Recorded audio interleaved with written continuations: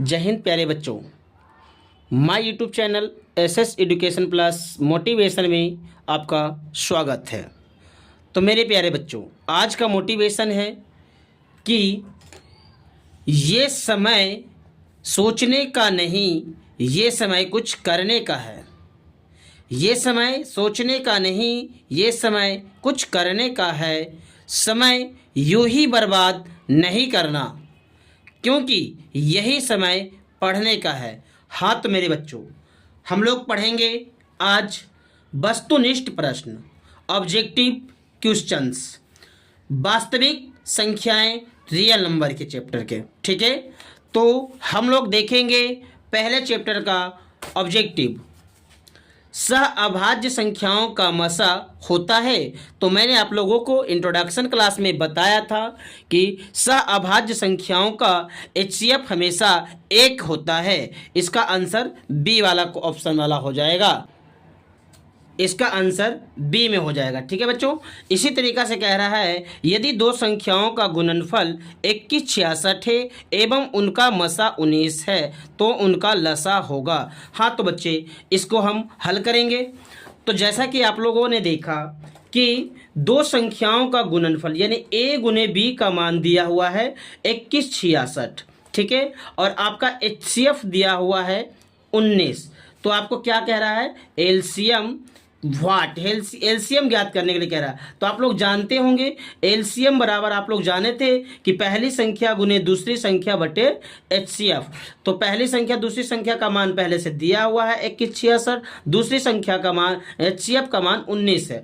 और आप इसको एक 114 और में काटोगे तो पूरा पूरा कट जाएगा, क्योंकि मैं पहले बना चुका हूँ। ठीक है, आप लोग को भाग देना आता होगा। तो इसका आंसर हो जाएगा 114। ठीक है, इस दो का आंसर क्या हो जाएगा, दो का आंसर हो जाएगा आपका, दो वाला आंसर सी में है। ठीक है, इसी तरीका से देखते हैं तीसरा नंबर क्वेश्चन।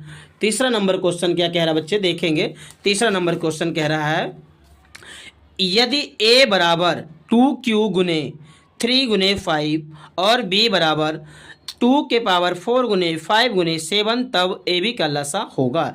यानी कि बच्चे इसको हल करेंगे हम पहले। देखो बच्चे, कह रहा है a का मान, क्वेश्चन नंबर तीसरा क्वेश्चन नंबर तीसरा में कह रहा है कि a का मान जो है ना, a का जो मान है, a का मान जो है आपका, a का मान है दिया हुआ 2 के पावर q गुने 3 गुने 5। इसको हल करते हैं बच्चे, तो 2 गुने 2 गुने 2 गुने 3 गुने 5 है ना। तो 2 दूनी 4 दूनी 8 तिया 24 25 120, यानी कि 24, a का मान हो गया 120। इसी प्रकार किसका बाबू, b का मान दिया हुआ है आपका 2 के पावर 4 गुने 5 गुने 7। इसको हल करेंगे, 2 गुने 2 गुने 2 गुने 5 गुने 2 गुने 5 गुने 7। इसका मतलब जानते होंगे, है ना। इस तरह से 2 दूनी 4 दूनी 8 दूनी 16 25 2 दूनी 4 दूनी 8 दूनी 16 16 25 80 80 सत्ते 8 सत्ते 56, यानी कि 560।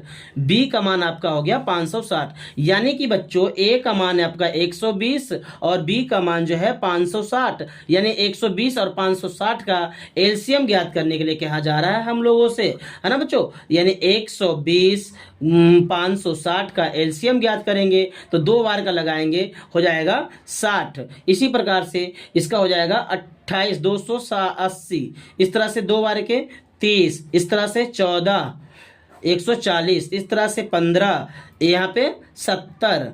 इस तरह से 5 बार के लगाते हैं ना, 5 दिया 15 14 25 70। और लास्ट में लिखेंगे एलसीएम बराबर निकालेंगे 2 गुने 2, ये सब बचपन क्लास का था, फिर भी मैं बता रहा हूँ, गुने 5 गुने 3 गुने 14। सबको हल करेंगे, 2 दूनी 4 4 दूनी 8 8 5 40 40 दिया 120 120 गुने 14, 120 गुने 14 करेंगे तो 14 दूनी के 28 28 के 0, है ना। फिर 28 के 8, फिर 14 एका 14 और 2 बाकी था तो 16, यानी 168 पे क्या है बच्चों, 0 बैठा देंगे, यानी कि 1680। देखते हैं हम लोग ऑप्शन में 1680 कहाँ है, तो देखते हैं ए में 40 ये नहीं होगा, ये भी नहीं होगा, ये भी नहीं, हाँ ये हो जाएगा, तो आपका तीसरा का आंसर डी हो जाएगा। इसी तरीका से बच्चों चौथा क्वेश्चन कर रहा है, यदि m एक धनात्मक पूर्णांक है तो, है ना, दिख रहा होगा आप लोगों को दिख रहा होगा क्वेश्चन नंबर चौथा कह रहा है, यदि m एक धनात्मक पूर्णांक है तो धनात्मक विषम पूर्णांक का रूप होगा। देखो बच्चे कह रहा है m एक धनात्मक पूर्णांक है। क्या कह रहा है बच्चे? m जो है आपका धनात्मक पूर्णांक है। क्या है? धनात्मक पूर्णांक। तो इसमें से कुछ रूप दिया हुआ है। पहला रूप दिया हुआ है, देखिए पहला रूप है m 4m + 2। तो कह रहा है m एक धनात्मक पूर्णांक है तो धनात्मक विषम पूर्णांक, यानी कि धनात्मक हो लेकिन विषम हो। तो चलो m का मान लेते हैं, m कोई पूर्णांक है तो m का मान लेते हैं 1 न मान रखते हैं। तो 4 × 1 + 2, 4 × 2 = 6, ये कि सम है, विषम नहीं है, सम है, तो ये नहीं होगा। इस तरह से 4m + 6, 4 × 4 + 6 यानी कि 6 × 4 = 10, ये भी 10 हो जाएगा, ये भी नहीं संभव है। दूसरा है, देखिए पहला में ये हो गया, ए में ए दिया हुआ है, बी में ये वाला ऑप्शन है, सी में देखते हैं। आपका सी में ऑप्शन है 4m + 2 यानी कि 4m + 1, तो 4 × 1 + 1, 4 × 1 = 5, यानी ये हो जाएगा विषम पूर्णांक। तो इसका आंसर कौन सा हो जाएगा बच्चे? 4 का आंसर सी हो जाएगा। 4 का आंसर कौन सा हो जाएगा? 4 का आंसर सी, 4 का आंसर सी वाला हो जाएगा। ठीक है, 4 का आंसर किसका हो जाएगा? सी वाला हो जाएगा। ठीक है बच्चों, अब पांचवा क्वेश्चन देखते हैं। पांचवा क्वेश्चन का रहा, निम्नलिखित में कौन अभाज्य संख्या है? तो मैंने आप लोगों को बताया था कि अभाज्य संख्या वैसी संख्या होती है जो एक और अपने आप से विभाजित होते हैं। 27 देखो 3 से कटता है, 35 7 से कटता है, 13, इसका आंसर क्या हो जाएगा? 13, है ना, सी वाला। इस तरह से छठा क्वेश्चन देखते हैं, निम्नलिखित में कौन सा अपरिमेय संख्या है? तो रूट अपरिमेय संख्या है, जो कि, है ना, निम्नलिखित में कौन सा अपरिमेय संख्या? रूट 17 एक अपरिमेय है, रूट एक ये परिमेय हो जाएगा, ये परिमेय हो जाएगा। देखो इसको बाहर निकालेंगे, इसका हो जाएगा आंसर 6 का ए। समझ में आया कैसे? क्योंकि इस रूट 100 को हम यदि लिखते हैं, रूट 100 को, तो इसको बाहर निकालेंगे तो 10 हो जाएगा, रूट 4 को निकालेंगे बाहर तो 2 हो जाएगा। इस तरह से रूट 16 का अब निकालेंगे तो 4 हो जाएगा, और रूट 25 का निकालेंगे तो 5 हो जाएगा। इसका आंसर क्या हो जाएगा? रूट 17 आंसर में ए, यानी कि 6 का आंसर ए हो जाएगा। इस तरह से कह रहा है बच्चे। सातवां क्वेश्चन देखिए आप लोग, सातवां क्वेश्चन क्या कह रहा है आपका? सातवां क्वेश्चन कह रहा है बच्चे कि 144 के अभाज्य गुणनखंड में 2 का घातांक है ना। तो देखिए, तो इसको तोड़ेंगे बारी बारी से, यानी कि हम लोग तोड़ते हैं इसको। 144 को तोड़ेंगे पहले, 2 यानी कि कितना हो जाएगा? 7, 2, फिर 2 36, फिर 2 18, फिर 2 9, फिर 3, तो कितना घातांक कह रहा है? 1 2 3 4, 2 का घातांक पूछ रहा है ना। तो 2 का घातांक यानी कि कितने बार में वो आ रहा है? 2, है ना। तो 2 का घातांक कितने बार आ रहा है? 1 2 3 4 बार, यानी कि इसका आंसर हो जाएगा 4, सी हो जाएगा, है ना। इसका 7 का आंसर सी। इस तरह से देखेंगे आठवां क्वेश्चन बच्चे। आठवां क्वेश्चन देखते हैं हम लोग। आठवां क्वेश्चन क्या कह रहा है? निम्नलिखित में कौन सा परिमेय संख्या है? यानी कि इसमें क्या है? एक ही वो परिमेय है, 3 वो क्या है? अपरिमेय है। तो 30 देखते हैं, रूट 32, मेरे को तो पहले ही पकड़ा गया बाबू, परिमेय संख्या, सॉरी ये अपरिमेय है, रूट 32 भी अपरिमेय है। तो कौन सा ऐसा है जो परिमेय है? तो देखो पहला ही है इसमें, इसका आंसर क्या हो जाएगा? ये वाला हो जाएगा। कैसे? क्योंकि आप देखो रूट 1 को निकालोगे बाहर तो इसका 1 निकलेगा, और रूट 144 को बाहर निकालोगे तो इसका 12 निकल जाएगा। यानी कि ये रियल में क्या लिखा हुआ है? 1/12, लेकिन इसी को डरा के ऐसे लिख दिया है 1/144 अंडर रूट में। तो इसको छोटा करेंगे, वर्गमूल निकालेंगे तो अपना 1/12 हो जाएगा। बाकी सब क्या है? अपरिमेय संख्या है, तो इसका परिमेय में क्या हो जाएगा? 9 का हो जाएगा परिमेय में, 8 का परिमेय में हो जाएगा, 8 का आंसर हो जाएगा ए। इसी तरीका से 9वां देखेंगे, निम्नलिखित में कौन सा अभाज्य संख्या है? निम्नलिखित में कौन सा अभाज्य संख्या? मैंने अभी आप लोगों को बताया था कि वैसी संख्या जो किससे कटे? एक और अपने आप से कटे। देखो 13 7 91, ये भी कटता है, ये भी कटता है, तो इसका क्या हो जाएगा? इसका हो जाएगा सी, क्योंकि 41 किसी से नहीं कटता बाबू, ये कटता है, 213 कटता है ना। तो इसका आंसर सी हो जाएगा। देखना आप काट के देखना, किसी न किसी संख्या से कट जाएगा, सी वाला हो जाएगा। ठीक है, इस तरह से 10वां क्वेश्चन देखते हैं, निम्नलिखित में किसका दशमलव प्रसार अशांत होगा? क्या होगा? अशांत। हाँ तो बच्चों देखते हैं हम लोग, है ना। अगला क्वेश्चन कह रहा है निम्नलिखित में किसका प्रसार अशांत होगा? तो मैंने आप लोगों को एक रूल बताया था कि 2 के पावर m गुने 5 के पावर n के रूप में होगा, तो ये क्या होगा? शांत होंगे। क्या होंगे? शांत होंगे। यदि 2 और 5 के अलावा कुछ और दिख जाए तो वो क्या हो जाएंगे? अशांत हो जाएंगे, है ना। तो इसको जैसे देखो रूट क्या है, अब इसको तो बारी बारी से तोड़ेंगे, बारी बारी से हम लोग तोड़ेंगे। तो पहला दिया हुआ है नीचे, सॉरी, जिस परिमेय संख्या का मैंने बताया था, जिस परिमेय संख्या का हर 2 के पावर m गुने 5 के पावर n होता है, हर p बटा q में है ना, तो नीचे वाला 2 के पावर m गुने 5 के पावर n होगा। यदि 2 और 5 मिलता है तोड़ने के बाद, तो वो वाला क्या हो जाएगा? शांत हो जाएगा, नहीं तो क्या हो जाएगा? अशांत आवर्ती हो जाएगा। क्या हो जाएगा? अशांत आवर्ती हो जाएगा। 2 5 के अलावा कुछ और दिखा तब। तो देखते हैं हम लोग यहाँ पे बारी बारी से। तो 50 को तोड़ेंगे तो देखो 2 25 यानी कि 5 5 25, 2 5 मिल रहा है, ये शांत होगा। हमें पूछ क्या रहा है? शांत पूछ रहा है। फिर देखो इसमें भी 2 5 ही आएगा, इसमें भी 5 5 ही आएगा। तो मेरे ख्याल से इसका आंसर ये हो जाएगा। आप लोग तोड़ के देखेगा, 2 और 5 के अलावा यही आएगा, है ना। 2 5 के अलावा तीसरा कोई आ जाए तो वो क्या हो जाता है? अशांत हो जाता है। फिर अगला क्वेश्चन कह रहा है, 11वां नंबर क्वेश्चन कह रहा है, देखिएगा आप लोग को दिख रहा होगा, है ना। 11वां क्वेश्चन कह रहा है एक अशून्य परिमेय और अपरिमेय संख्या का गुणनफल होगा।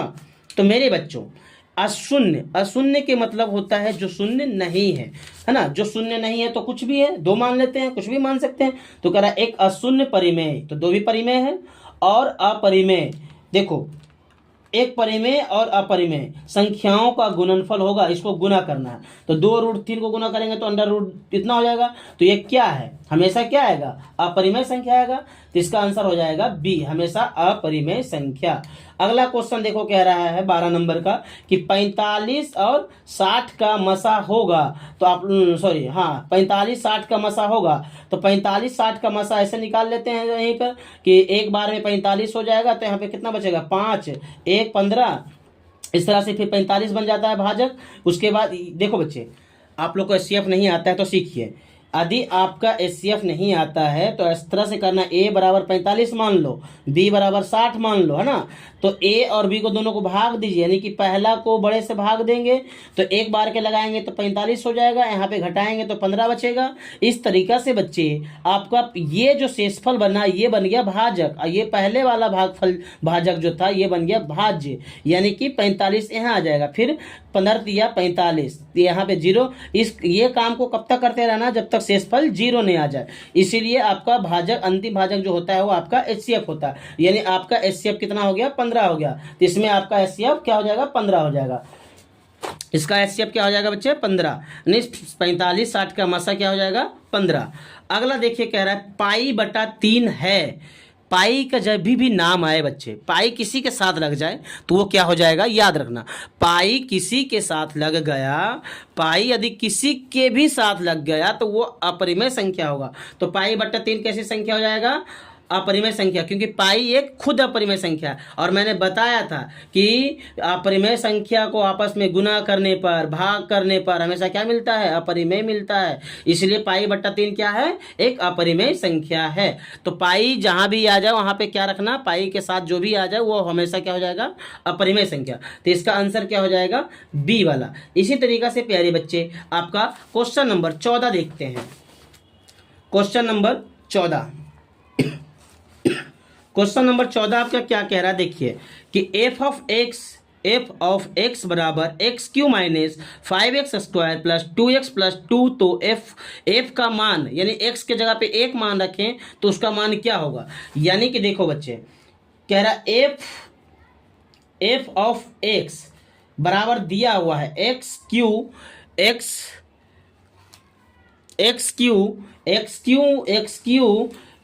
Q minus 5x square plus 2x plus 2।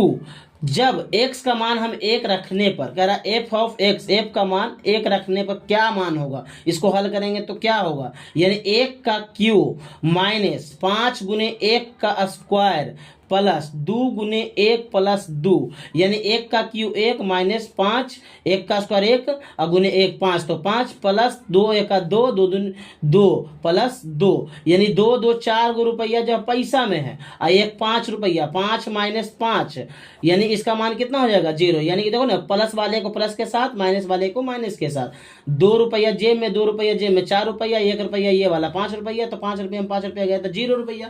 तो इसका आंसर क्या हो जाएगा, देखो इसमें कहाँ पे आंसर 0 है, हाँ तो इसका आंसर क्या हो जाएगा, ये वाला हो जाएगा। इस तरीका से बच्चे 15 का देखो कह रहा है, क्वेश्चन नंबर 15 कह रहा है कि 0/7 पर रेकड़िंग, इसको क्या कह रहा है कि भिन्न में लिखिए, क्या कीजिए, इसका कह रहा है कि इसका देखिए ये है, इसमें कौन सही है, तो देखो बच्चे इसका रूल है, याद रखना कि बराबर के सामने बटा, याद रखना बराबर के सामने बटा और नीचे जितना अंक पे रेकड़िंग है, ये वाला रेकड़िंग बोलते हैं, इसको क्या बोलते हैं, उतना 9, उतना 9, उसके बाद क्या हो जाएगा, उतना ही 9 देना, तो 1 9, ठीक है, उसके बाद और ऊपर जो है उसको, यानी कि 7 बटा क्या हो जाएगा, 7/9, इसका देखो आंसर कौन हो जाएगा, 7/9 हो जाएगा, क्या हो जाएगा 7/9, याद रखना, ठीक है बच्चे। देखो अगला क्वेश्चन देखो क्या कह रहा है कि 8 के पावर 0, 8 क्वेश्चन नंबर 16, 8 के पावर 0 गुने 2 के पावर 0 का मान है। तो मैंने आप लोग को बताया होगा या आप लोग कहीं पढ़े होंगे, किसी भी संख्या के पावर यदि 0 है तो उसका मान 1 हो जाता है, और 1 गुने 1 हमेशा क्या होता है, 1 होता है, तो इसका मान क्या हो जाएगा, 1 हो जाएगा। देखो इसका मान क्या हो जाएगा, इसका मान 1 हो जाएगा, क्या हो जाएगा बच्चे, 1 हो जाएगा। 17 नंबर क्वेश्चन देखिए, क्वेश्चन नंबर 17, क्वेश्चन नंबर 17 क्या कह रहा है प्यारे बच्चों, देखिए आप लोग भी देखते चलिए। ए और बी अभाज्य संख्या तो ए और बी का लसा होगा, यानी आप लोग जानते हैं कि दो संख्या है तो ए बी का लसा क्या हो जाएगा, ए बी हो जाएगा, इसका आंसर ये वाला हो जाएगा, ठीक है बच्चे।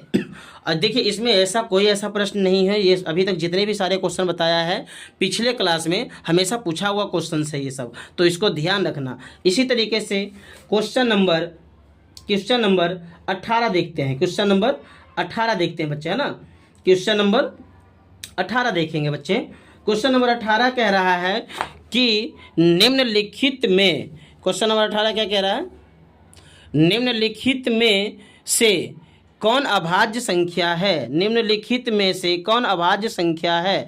तो मैंने बताया था कि अभाज्य संख्या जो एक और अपने आप से कटता है, देखो ये सिर्फ ये किसी से, अभाज्य जो किसी से नहीं कटे, अभाज्य जो किसी से कटे भी नहीं करे, तो अभाज्य कौन हो जाएगा 23, इसका आंसर ये हो जाएगा, 18 के बी हो जाएगा।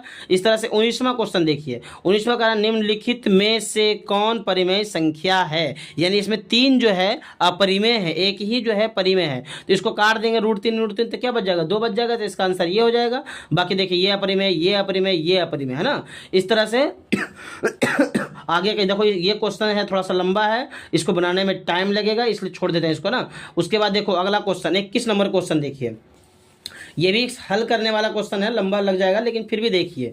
क्वेश्चन नंबर 21 का देखिए, क्वेश्चन नंबर 21 देखिए, 2, 10 और